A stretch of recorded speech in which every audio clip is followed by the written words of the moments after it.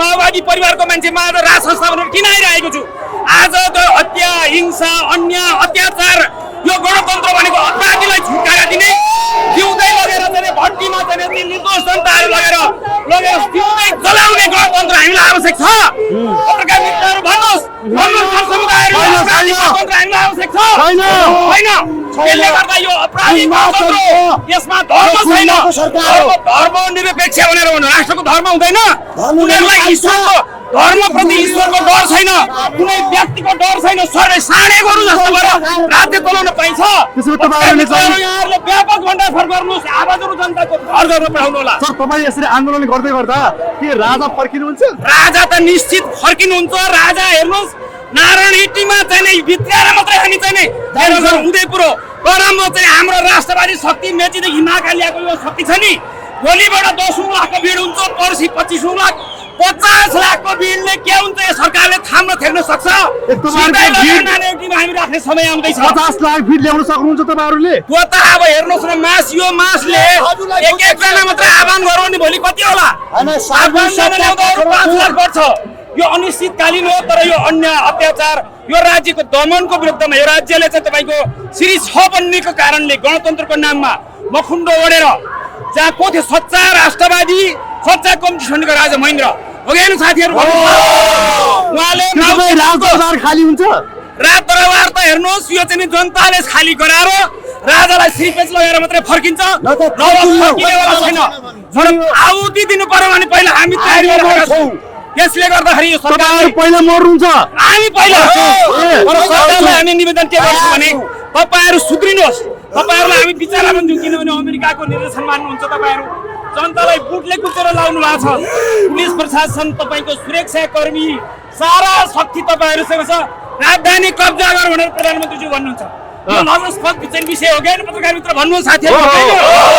यसले गर्दा सारा शक्ति हत्या सहितको सरकार सारा सशस्त्र अवस्थाको सरकारले निशस्त्र जनतामाथि दमन तीन कुनैको घटनामा राज्यले जति पनि घटना घटायो हैन। प्रहरीका चाहिँ आइजिपी साहब दीपक चिनी अहिले चिनी आइजिपी हुनुहुन्छ दीपक थापा उहाँलाई केपी ओलीको चाहिँ सहसंयोजक भएर नेपाली जनतामाथि गोली बर्साउन गोली भाइहरूलाई चाहिँ आदेश गर्न मिल्छ उहाँले? पहिलो कारबाही त भोलि जनताले चाहिँ उहाँमाथि गर्छन्। जनताले हाम्रा निर्दोष पत्रकार मारिएको छ, निर्दोष छैन त्यहाँनिर साथीहरूलाई गोली हानेर मारिएको छ, विद्यार्थी घाइते भएर अहिले मरण अवस्थामा छन्।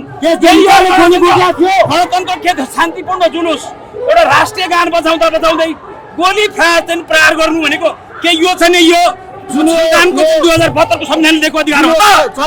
यो नभएको कुराहरु उहाँले लागिराख्नु भएको छ। जुन यो चैत 15 को आन्दोलनले गर्दाखेरि दुर्गा प्रसाईलाई पक्राउ गरेको छ, यो विषयमा के भन्न चाहनुहुन्छ? दुर्गा प्रसाई लगायत हाम्रा सम्पूर्ण बन्दीहरूलाई रिहाई गर्नुपर्छ। पहिलो सर्वप्रथम यो उहाँहरूको रिहाईको लागि पनि हामी सारा राष्ट्रदेखि मेची महाकालीबाट यो जमघट हाम्रो रिहाईको लागि र राज संस्था तपाईको सनातन धर्म संस्कृति हाम्रो चाहिँ 5 क्षेत्र 75 जिल्ला कायम गरेर संहिता खारिज गर्ने प्रदेशको बजेटले आज तपाईको चाहिँ यहाँ गाउँपालिकामा चाहिँ लगानी गरियो, विकासमा लगानी गरियो भने धेरै युवाहरू लगेर चाहिँ रोजगार पाउनुहुन्छ।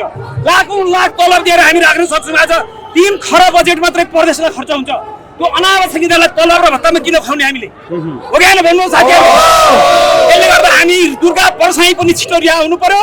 उहाँसँग चाहिँ जो बन्दीहरू हाम्रा आस्थाका बन्दीहरू राष्ट्रको चाहिँ यो राष्ट्र रक्षाको लागि धर्म रक्षाको लागि जो सङ्घर्षमा आएका साथीहरू निर्दोष साथीहरू फसेका छन् र ती साथीहरू छिटो रिहा हुनु पर्यो। र अब आन्दोलन त हाम्रो दिन प्रतिदिन चाहिँ यति मात्र होइन जनसागरहरू तपाईँको थाम्न सक्दैन।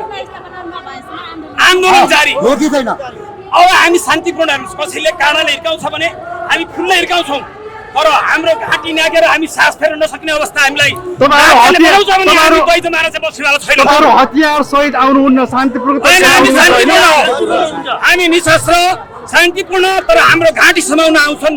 तर हिजो त हतियार ल्याएर भ्रष्टाचारी सरकार जो चाहिँ अहिलेको चाहिँ भ्रष्टाचारी सरकारले आदेश गर्छ भने हिजो त हतियार पनि उठाएछन् हैन?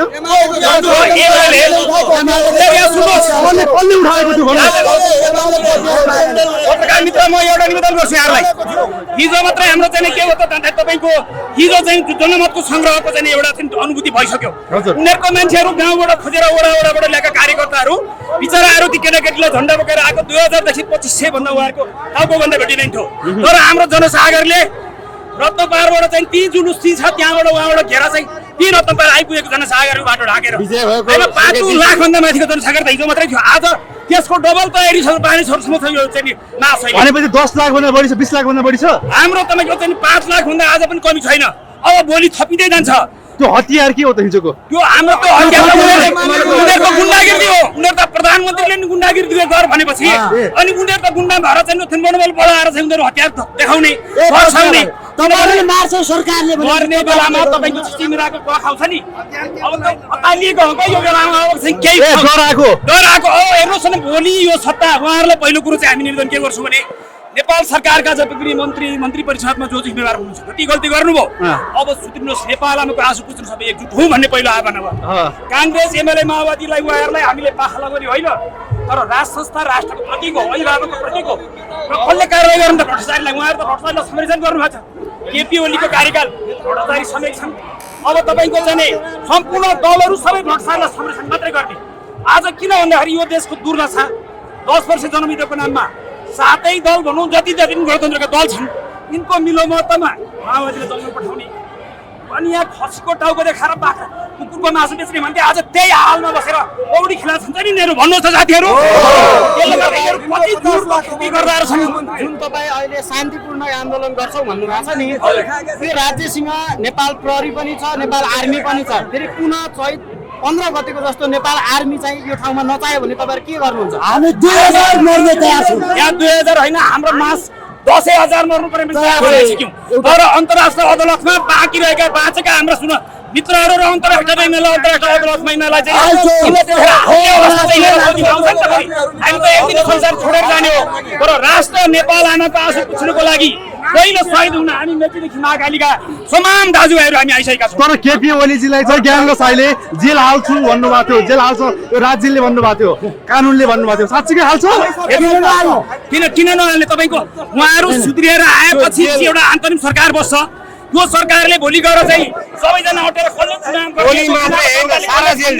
कार्यकारी प्रधानमन्त्री जो राष्ट्रको चाहिँ तपाईँको चाहिँ प्रमुख हुन्छ त्यसलाई चाहिँ कार्यकारी प्रधानमन्त्री बनाएर जनताले छानेको प्रधानमन्त्री हुनुपर्ने दलको प्रधानमन्त्री होइन दलको राष्ट्रपति होइन दल भनेको यो चाहिँ गठबन्धन होइन कि ठग बन्धनहरू यी ठगहरूले आज कति ठग्छन् नेपाली जनता र सचेत तमाम नेपाली जनतालाई मेचीदेखि महाकालीसम्मका तमाम आउनु नपाउनु भएको जनताहरूलाई पनि यो आन्दोलनमा तपाईँहरू सातु बोकेर आउनुहोस् म त हेर्नुहोस् कि झोलामा सातु बोकेको छु जनताको बेला छ मेरो सारा चिजहरू छ होइन त्यो तपाईँहरूलाई भोलि पर्सि हामी खोडामै बसेर ग्रहण गर्दा तपाईँहरू देख्नुहुन्छ होइन खोलाभित्र बगेका छौँ सबै कुराहरू चाहिँ तपाईँको चाहिँ हामीले भ्रष्ट के अरे गोप्यता भङ्ग गर्नुपर्ने आवश्यक पनि छैन होइन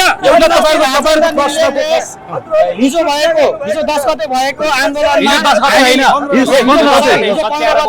आन्दोलनमा यो देशको चाहिँ प्रधानमन्त्रीलाई भाग्नलाई हेलिकप्टर दिन्छु भन्नुभएको थियो भाग्नु भयो त हिजो होइन जसरी श्रीलङ्काको जस्तो अवस्था जनताको भावना नबुझ्ने हो भने उहाँहरू त बुझ्ने छैन समय दिएका छौँ त हामीले राजेन्द्र लिङ्गदेनको चाहिँ निर्देशन के हो भनेदेखि उहाँहरूलाई समय दिएको छ तपाईँहरू अझै मिल्नुहोस् अरू केही चाहिँदैन प्रधानमन्त्री तपाईँहरू नै बन्नुहोस् भोलि तर राम्रो काम गर्नुहोस् जनताको 3 करोड जनताको चाहिँ प्रतिनिधित्व गर्नलाई तपाईँ कार्यकारी प्रधानमन्त्री बनाएर भोलि आएर पनि तपाईँहरू के छ भने अब यस्तै गर्दै जानुहुन्छ भने आउने दिनहरूमा चाहिँ तपाईँको भोलि चाहिँ भाग्ने हेलिकप्टर पनि पाउन गाह्रो पर्छ